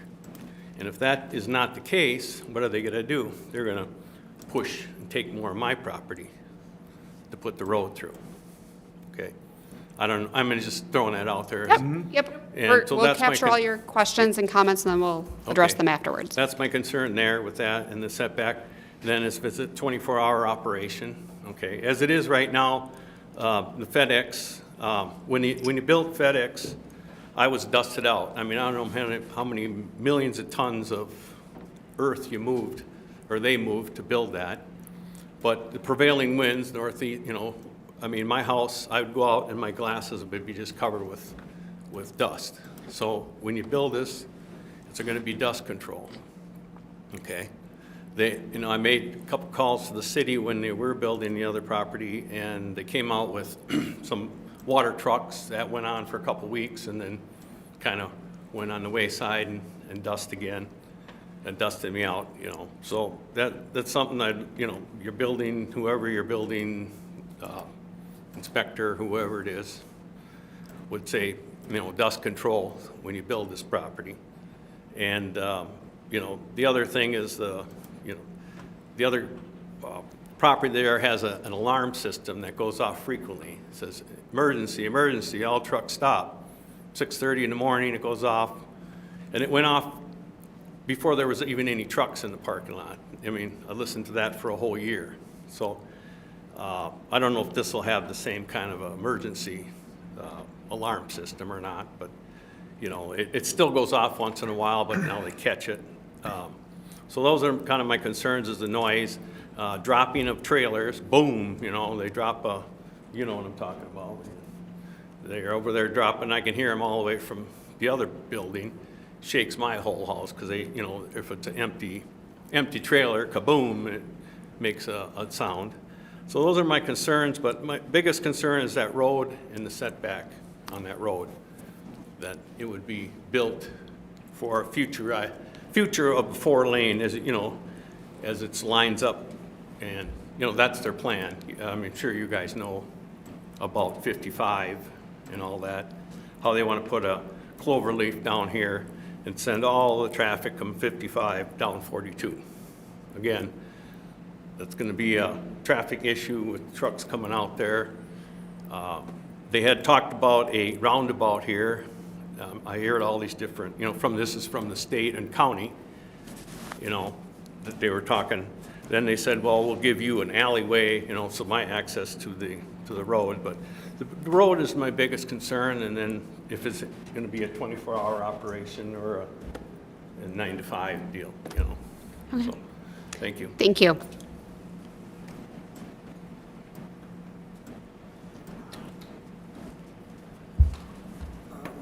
Scott Moe, Scannell Properties.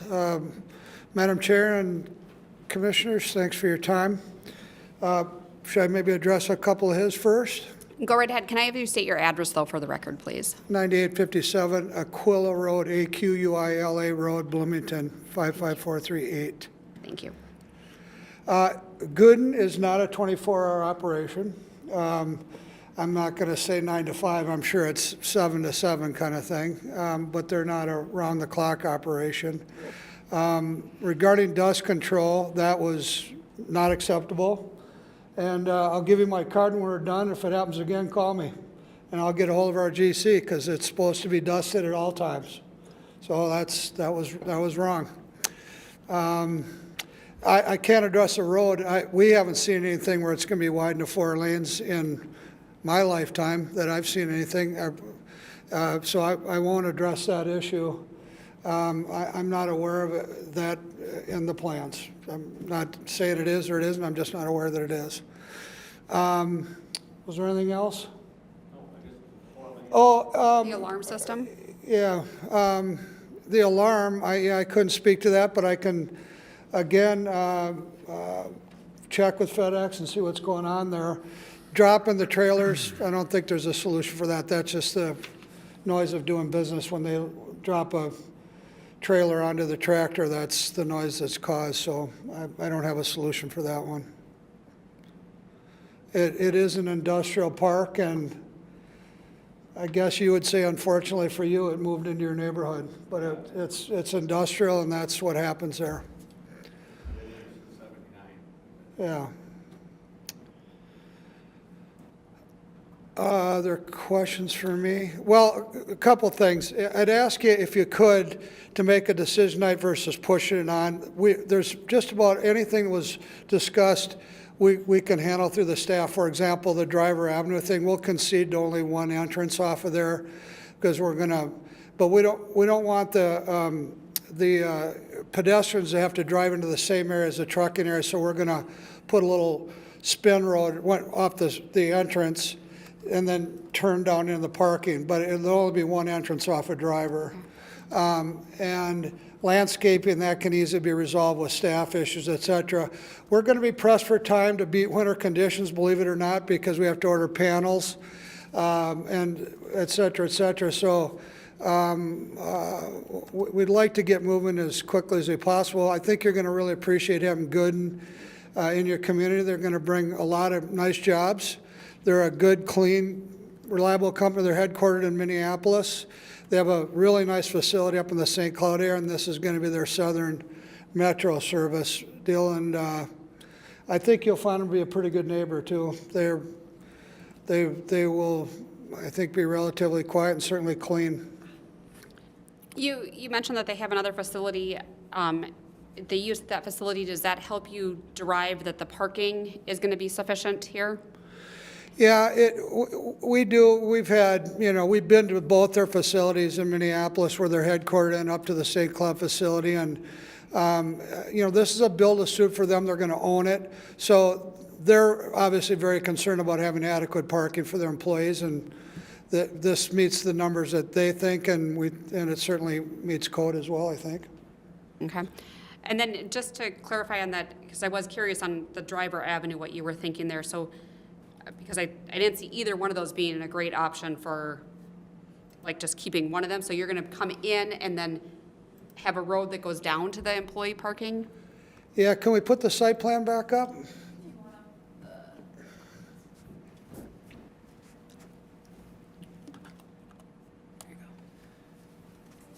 Yeah, so if you look at the upper Yep. access into the trucking area, okay?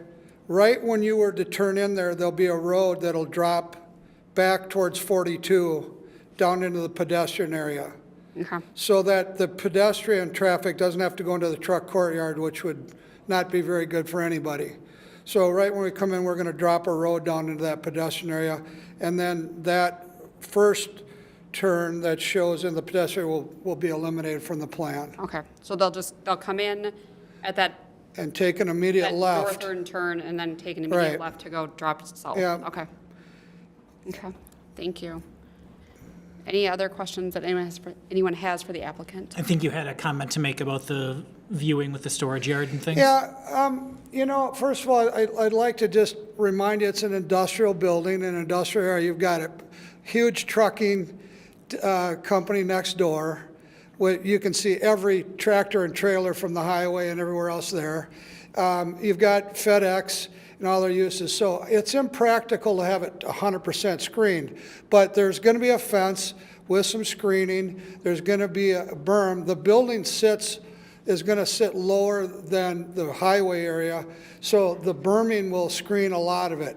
But am I here to tell you tonight you won't be able to see the top of a trailer at a dock on occasion or when it's there? I think you will, in between the trees and the landscaping. But again, in that area, I'd say that's pretty darn good, and it's impractical to have it 100% screened, and I don't want to make that statement. Thank you. Any other questions for the applicant? Anything else you have that you want to share with us tonight? No, just that all that blue wasn't our idea. That was theirs. We're going to temper that back and reduce it too. So that's it. Thank you. Okay, thank you. Yeah. Is there anyone else in the audience would like to speak on this item this evening? You may. Can you go back to that other? So I have attended all the meetings on that road, okay? And their design is to eliminate this outlet from Wayne Transport and force all of the vehicles to come out on Driver Road. Because in their exchange, that's too close to the highway. That they want to close that road off. And so all the traffic from both them trucking companies and all that traffic will come here. I've tried to talk to them about improving that back road and making that basically the truck route in and out, you know, the back road there. You know where I'm talking about? 140th? Yeah. Yeah. And I haven't heard back from the guy, but, you know, to try to, now what we've got is the dump they're coming out here too. And all their traffic is coming down Driver Road also. So they come in on 55 and go out this way. So they don't have to fight traffic on 55. But according to the bridge where you come off of 52 onto 55 is going to be $19 million, and they don't want to build it. So they want to close off 55, and that's in their plans, and force everybody to come down here and go 4 lanes on 42. Like I say, I've been to all the meetings, I've seen their drawings, site plans, and all of that. So, I mean, if he doesn't know about that, then I think you need to look into that and see how this road's gonna wind up, you know. Again, maybe it won't happen in our lifetime, but that's their plan, to make this a 4-leaf clover here, interchange, and 4-lane on 42. So, thank you. Thank you. Is there anyone else in the audience would like to speak on this item this evening? Okay, seeing none, I'll make a motion to close the public hearing. Second? It's been moved by Commissioner Kenninger, seconded by Commissioner Reed to close the public hearing. All those in favor, please say aye. Aye. Opposed? Public hearing is now closed. Julia, can you talk to us a little bit about the road? I think I'll refer Nick, to can you talk our to us about the road? Public Works Director on that one. Thank you, Commissioners. Yeah, a lot that I have to say here because I think there has been some accuracy of information shared at the podium and maybe some things that aren't so accurate. I'll start with the access part on Driver Avenue. I think when staff first saw the layout, that was flagged immediately. And as was mentioned in the presentation Julia gave, the original thinking here was this property and the one that will eventually materialize west of it would have their access off of 143rd. That was how this was intended to be set up. So that was a surprise to us. But we have worked with the engineering team from the developer to talk about how that could be better suited to, I guess, make it a win-win. And for that, they are working on the revisions that Mr. Moe had mentioned earlier. I will say it's not ideal. Normally, we do not like to have a whole lot of driveways on a collector road, especially near a higher level facility like County Road 42, but the iteration that's supposed to come forward, we can live with. As for County Road 42 itself, the gentleman who spoke a moment ago is correct in that the long-term vision for that corridor is to have it become essentially the new Highway 55. Dakota County, the city, and MnDOT have been working through a more recent study on the triangle of highways in this area over the last 2 years. And the outcome of that study is to do generally what was described with some subtle differences there in terms of the number of loop clover leaves that would happen at the interchange and The closure of access may or may not happen, as was mentioned. There's still a final design phase that would have to come out of this that we're awaiting the beginning of, perhaps later this year. But the intent would be that these types of transformations appear in the next 10 years. So it is something that the three agencies are strongly motivated to see through in the not-too-distant future. I can't say exactly where the footprint of the 4-lane would lay out right now without that design process having taken place. So that there's a lot of work to be done there. I don't want to jump to the conclusion that was mentioned that it means that because this building is there, that there would be a shift to the south of the alignment. I don't feel that the city would advocate for something like that. But there's, like I say, a lot of work to be done on that front. So it's really too soon to confirm something like that. Is there anything, I mean, this building, I don't remember what it meets the setback requirements, obviously from the road at this point, or not at this point, it does meet the setback requirements, and it's not, I mean, we can't require them to build differently because the county might be coming for road. I think that's accurate. From what I see here, take this with a grain of salt, because again, nothing's been designed here, but I would anticipate that if enough space were needed to either side of the road, the designers would contemplate retaining walls and other measures to support a roadway generally in the center, aligned half and half in the right of way like we typically would anywhere else. Okay. But more importantly, the planning of that hasn't even begun, right? Not in detail, correct. Right. So when There's that been a vision and a layout generated, but detailed engineering has not started at all. And a fair assumption would be like when that begins, they will come and reevaluate what we have beside the roads today so that they can do that. So Absolutely, yes. Okay. So I think that kind of covers the road. It is coming, we just don't have all the details on it yet. Any other comments or questions from the commission?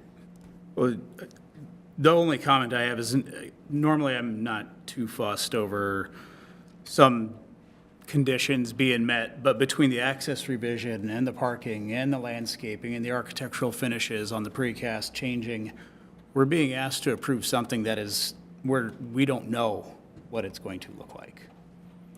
And we're being asked to review something that is going to be somewhat substantially different than what we're looking at right now. And I'm having a hard time approving something not knowing exactly what that's going to look like. Is it fair to say, Julia, though, that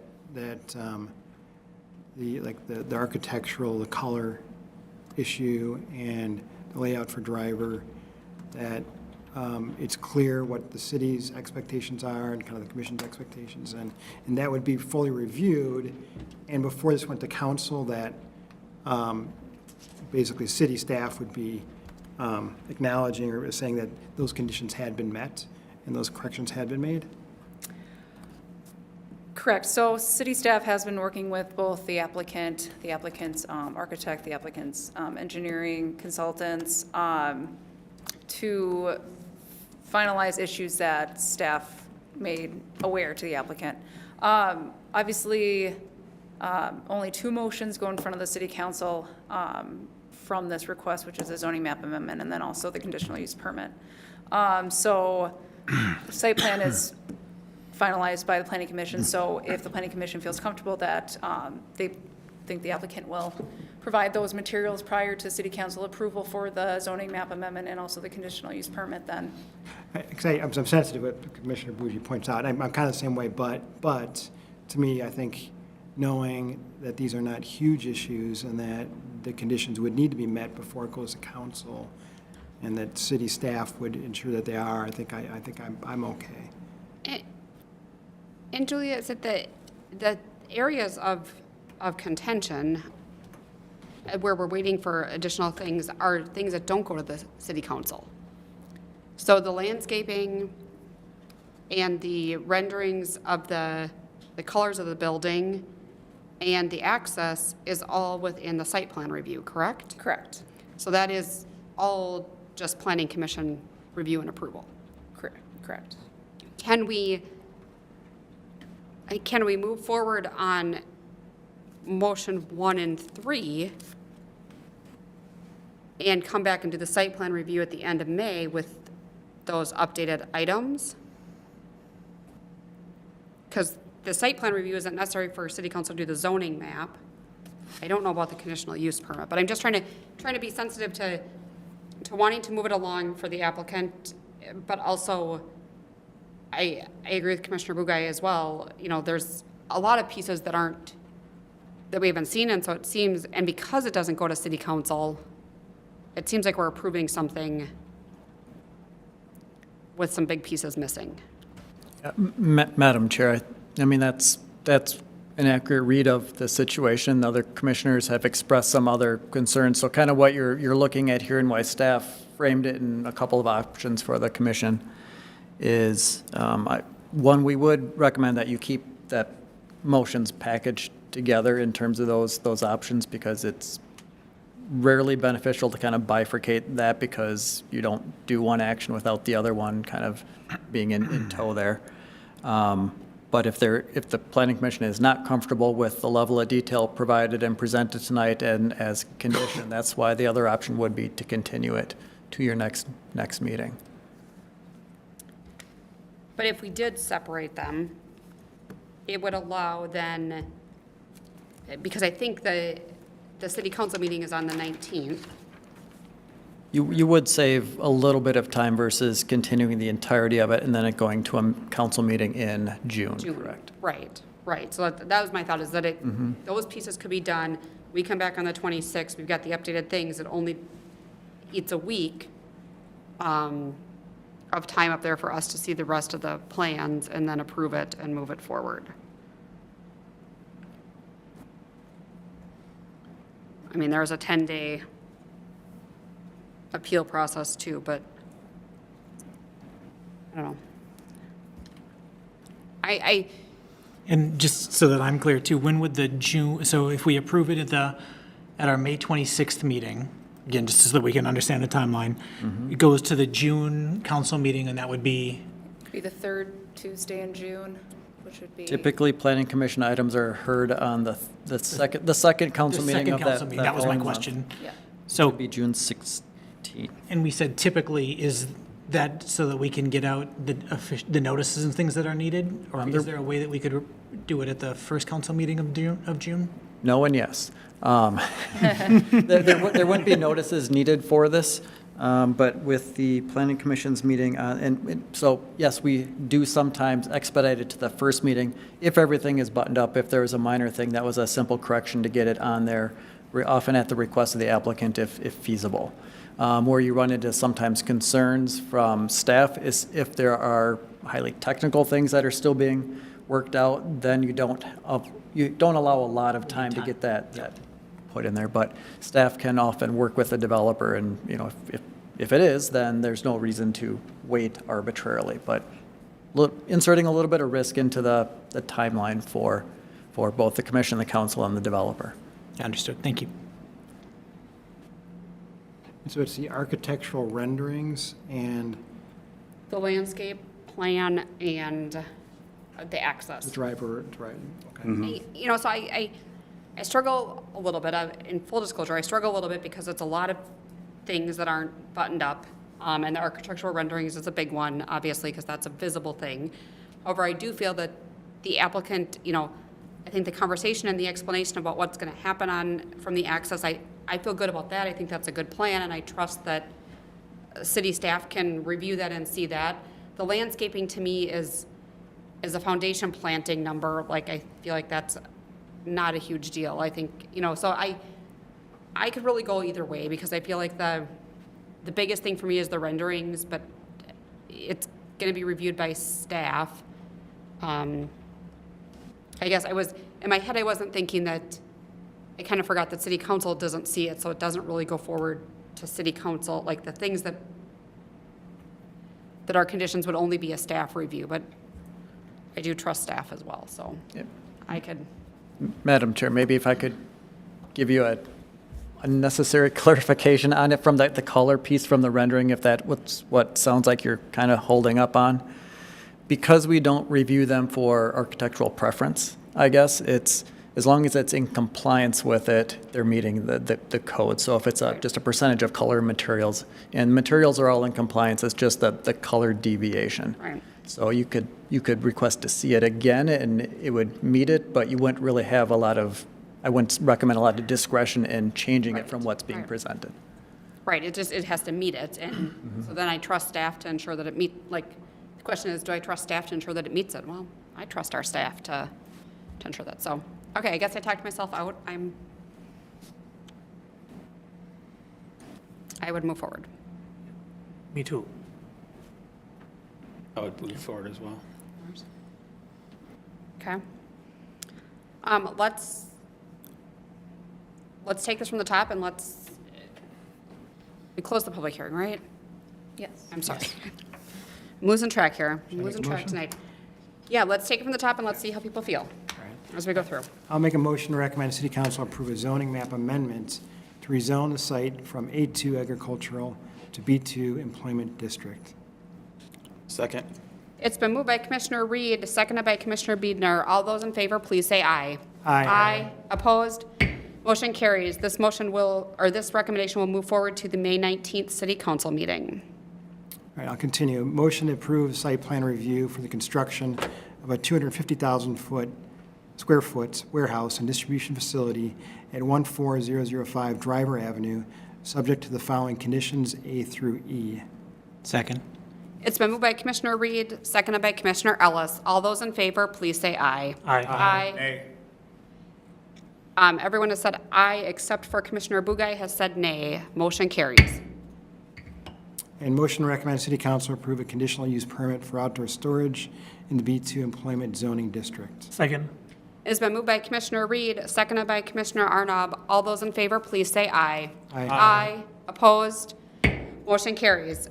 That last motion will go forward to the City Council also on May 19th. The second motion this evening is a final decision of the Planning Commission. Anyone who wishes to appeal that may do so within 10 days to city staff. 10 business days? 10 days. 10 days. 10 days. 10 days to city staff. Okay, that concludes our public hearing section this evening. Thank you. Is there any new business? No, Madam Chair, there is not. Okay. Any discussion items? Madam Chair, one discussion item, and it's just more for information for the Planning Commission, but at their last City Council meeting, City Council did enact a one-year moratorium on data centers within Rosemount. You may have seen some additional information about that, or if you chose to watch the meeting, but that does allow a pause on that type of a project for 1 year for staff to provide Planning Commission, Port Authority, City Council information on the industry and potentially consider any revisions to the code to address that type of use in Rosemount for future projects. Thank you. Do we know, I know one of the questions that has come up is if we know when the Meta data center that's being built is going to start operations. Do we have any idea on that? Q4 of this year, I want to say it's around October. Okay, thank you. If I could, just a couple of comments. One, I think it's a good move, and I think it'll give us time. I think my observation is the process, at least for the first one, was well-run. And I think a lot of people didn't see step by step everything we went through in terms of the public open houses and public forums and so on.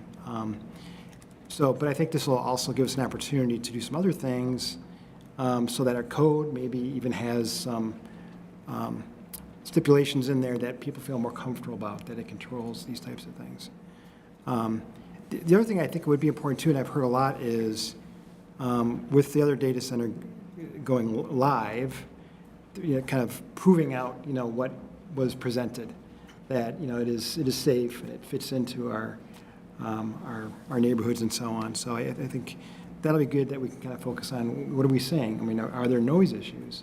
Are there, other kinds of issues that we're saying that we can address and firsthand with facts when these things come up? Thank you, Commissioner Reed. Any other comments?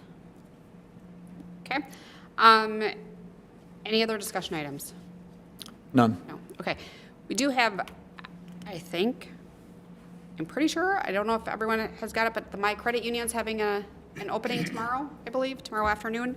3:30. 3:30, yeah, so 3:30 ribbon cutting, grand opening at the My Credit Union, if anyone would like to attend. And then just a quick review of our upcoming meetings.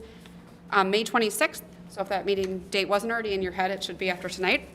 May 26th, June 23rd, and July 28th. If you cannot make any of those, please let staff know right away. I will be out the July 28th meeting, but if anyone else is going to be out any of the upcoming meetings, please let staff know. Anything else from the commission? Okay, meeting adjourned. I drink stuff. Not quite. Yeah.